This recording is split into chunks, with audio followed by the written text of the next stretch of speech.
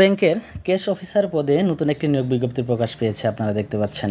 So deadline হচ্ছে 31 মে 2025 পর্যন্ত আবেদন করতে পারবেন যমুনা ব্যাংকের যে কেরিয়ার অপশন রয়েছে সেটার মাধ্যমে, অর্থাৎ অনলাইনের মাধ্যমে। তো চলুন আমরা নিয়োগ বিজ্ঞপ্তিটি দেখে আসি। তার আগে বলে নিচ্ছি, যারা এখনও চ্যানেলটিকে সাবস্ক্রাইব করে নেন সাবস্ক্রাইব করে নেন, সবার আগে চাকরির ভিডিও পাওয়ার জন্য আমাদের পাশে থাকেন। ওকে, সো এখানে দেখতে পাচ্ছেন যমুনা ব্যাংকের ক্যাশ অফিসার পদে নিয়োগ বিজ্ঞপ্তি প্রকাশ পেয়েছে। এখানে এই পদে আবেদন করার জন্য আপনাদের মিনিমাম যে যোগ্যতাটার কথা বলা হয়েছে, এখানে ব্যাচেলর ডিগ্রি অথবা মাস্টার্স ডিগ্রি লাগবে, যে কোনো বিশ্ববিদ্যালয় থেকে আপনারা পাশ করে থাকেন না কেন। আর শিক্ষা জীবনের 3টি স্তরের যে কোনো একটিতে 3rd ডিভিশন পেলেও আপনারা অ্যাপ্লাই করতে পারবেন, কিন্তু 2টিতে যদি 3rd ডিভিশন পান তাহলে অ্যাপ্লাই করতে পারবেন না। এবং অভিজ্ঞতার ক্ষেত্রে এখানে বলা হয়েছে যে কোনো প্রতিষ্ঠানে, ব্যাংকিং প্রতিষ্ঠানে মিনিমাম 2 বছরের কাজ করার অভিজ্ঞতা কিন্তু থাকতে হবে, তাহলে কিন্তু এখানে আপনারা আবেদন করতে পারবেন। ওকে, সো এই হচ্ছে আপনাদের ক্রাইটেরিয়া।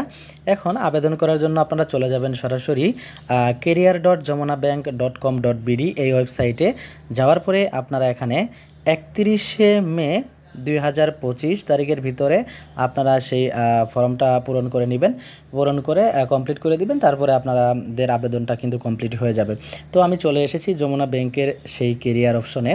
তো আসার পরে আপনারা এরকম একটা ইন্টারফেস দেখতে পারবেন। এখানে ক্যাশ অফিসারের কিন্তু দেখেন যোগ্যতার কথা বলা হয়নি, তারপরে চিফ লিগ্যাল অফিসার 2টা নিয়োগ বিজ্ঞপ্তি কিন্তু আপনারা দেখতে পাচ্ছেন। আমরা প্রথমটাতে আমরা এখানে আবেদন করব। তো আবেদন করার জন্য প্রথমটাতে আমরা এখানে ক্লিক করব। ক্লিক করার পর আমাদের চাকরির যে ইনস্ট্রাকশনগুলো, ক্রাইটেরিয়াগুলো, সেগুলো কিন্তু এখানে চলে আসছে। সো এখন আমরা এখান থেকে আবেদনটা করব। আবেদনটা করার জন্য আমরা এখান থেকে অ্যাপ্লাই ফর জব যেটা রয়েছে, অ্যাপ্লাই ফর জবে ক্লিক করব। ক্লিক করার পরে যাদের এখানে অ্যাকাউন্ট নেই তারা একটা অ্যাকাউন্ট করে নেবেন, আর যাদের অ্যাকাউন্ট রয়েছে তাদের অ্যাকাউন্ট করার দরকার নেই। সো অ্যাকাউন্ট ক্রিয়েট করার জন্য নিচে দেখবেন সাইন আপ লেখা রয়েছে, তো সাইন আপে ক্লিক করবেন। আর যাদের অ্যাকাউন্ট রয়েছে এখানে ইমেল এবং পাসওয়ার্ড দিয়ে অ্যাকাউন্টটা লগ ইন করে নেবেন। সো আমার অ্যাকাউন্ট নেই, আমি সাইন আপ করে নিচ্ছি। সো যাদের অ্যাকাউন্ট নেই, সাইন আপ করার জন্য আপনারা কী করবেন, এখানে আপনাদের ফার্স্ট নেম দিবেন, লাস্ট নেম দিবেন, ইমেইল দিবেন, তারপর এখানে একটা পাসওয়ার্ড দিবেন। ওকে, সো পাসওয়ার্ডটা পুনরায় এখানে দিবেন, দেওয়ার পর এখানে একটা টিকমার্ক দিবেন, দিয়ে আপনারা এখানে ক্রিয়েট অ্যাকাউন্টে ক্লিক করে দিলেই আপনাদের অ্যাকাউন্টটা ক্রিয়েট হয়ে যাবে। ওকে, এরপরে কি হবে, আপনাদের ইমেইলে একটা মেসেজ যাবে। দেখেন আমার ইমেইলে কিন্তু একটা মেসেজ চলে এসেছে। সো সেই মেসেজটা ওপেন করবেন। ওপেন করার পরে আপনারা এখান থেকে ওটিপি কোডটা বসায় দিবেন।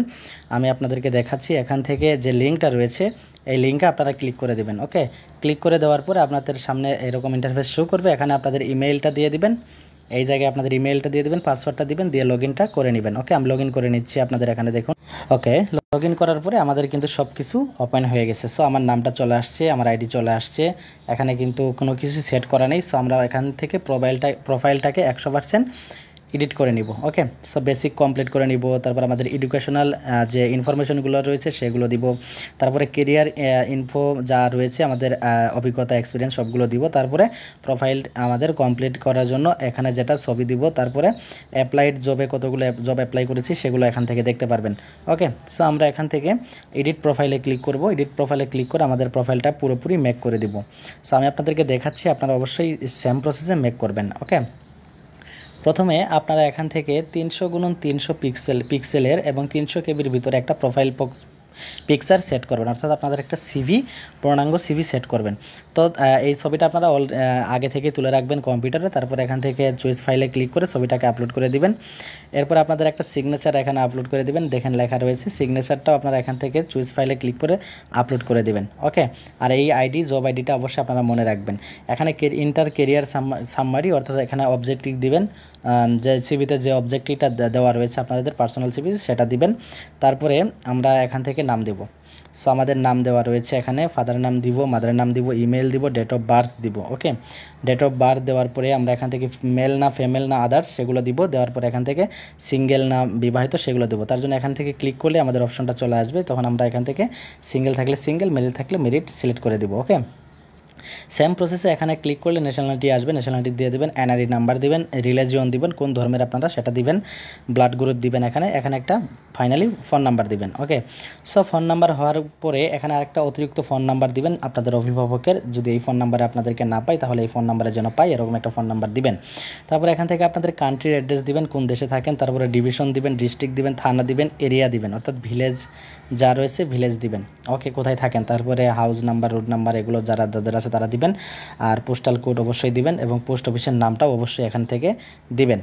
সো তারপরে এখান থেকে একটা টিক মার্ক দিবেন যে প্রেজেন্ট অ্যাড্রেস কোথায়। ওকে, যদি প্রেজেন্ট অ্যাড্রেস এই সেম হয়, অর্থাৎ পার্মানেন্ট এবং প্রেজেন্ট দুটোই যদি একই হয় তাহলে একটা টিক মার্ক দিয়ে দিলেই হবে, আর যদি আলাদা হয় তাহলে স্পেসিফিকভাবে এখানে আলাদা আলাদা করে সেটা লিখতে হবে।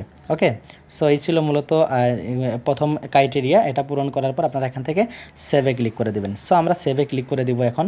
তো আমার সকল ডকুমেন্ট দেওয়া হয়ে গেছে, আমি এখন সেভে ক্লিক করে দিব। সেভে ক্লিক করে দিলেই আমার কিন্তু নেক্সট স্টেপে চলে যাব।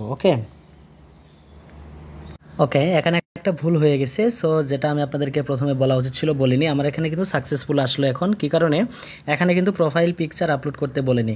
সো এটা আমার বুঝতে ভুল হয়ে গেছে। এখানে দেখেন আপলোড ইওর সিভি, এখানে অবশ্যই সিভি আপলোড করতে হবে আপনাদের। ওকে, সো সিভি আপলোড করার পর এখানে একটা সিগনেচার আপনাদের আপলোড করতে হবে। সো আমরা সিগনেচারটাও এখান থেকে এডিট করে আপলোড করে দিয়েছি। সো এখন আমাদের বেসিক ইনফরমেশন কমপ্লিট। এখন আমরা এডুকেশনাল ইনফরমেশন এখানে সেট করে দিব। সো সেট করার জন্য আমরা এখানে অ্যাডে ক্লিক করে দেব। অ্যাডে ক্লিক করে আমরা প্রথমে দেব কি এসএসসি থেকে শুরু করে তারপরে এইচএসসি, তারপরে আমাদের স্নাতক, মাস্টার সবগুলো দেবো। ফার্স্ট টাইম আমরা এসএসসি দিব। ওকে, সো এখন আমরা এসএসসি লেভেলটাকে সিলেক্ট করলাম। সিলেক্ট করার পর এখান থেকে আমাদের কারিকুলাম চলে আসলো এসএসসি, তারপরে গ্রুপ চলে আসলো সায়েন্স, তারপরে এখানে বোর্ড চলে আসলো আমার ঢাকা বোর্ড, ঢাকা ইনস্টিটিউশনের নাম চলে আসলো, আমাদের প্রতিষ্ঠানের নামটা আমাদের দিতে হবে এখানে, আপনারা আপনাদেরটা দিবেন।